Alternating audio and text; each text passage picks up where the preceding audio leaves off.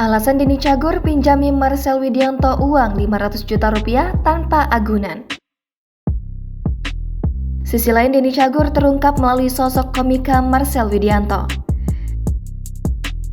Setelah Raffi Ahmad membuat pengakuan pernah meminjami uang 1 miliar rupiah tanpa agunan, kini Marcel mengungkapkan fakta serupa dari seorang Denny Cagur.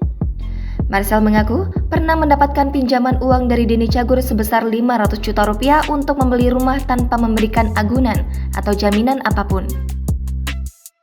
Rupanya hal itu dilakukan Denny karena dia pernah merasakan hal yang sama seperti Marcel dan tak ingin impian Marcel memiliki rumah tersebut pupus hanya karena tidak ada uang. Denny juga percaya begitu saja untuk memberi pinjaman uang pada Marcel tanpa jaminan apapun karena melihat persahabatan mereka. Menurut Denny, Marcel tidak akan tega merusak persahabatan mereka hanya karena uang. Sikap Denny Cagur itu membuat Marcel semakin kagum.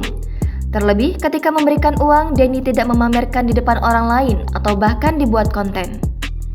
Diberitakan sebelumnya, Marcel telah berhasil mengembalikan uang 500 juta rupiah yang dipinjamnya dari Denny Cagur.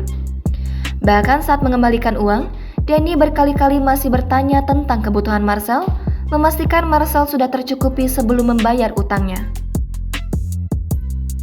Namun, Marcel memastikan semua kebutuhannya telah tercukupi dan merasa bersyukur Denny meminjamkan uang tersebut tanpa pernah mempertanyakan kapan akan dikembalikan.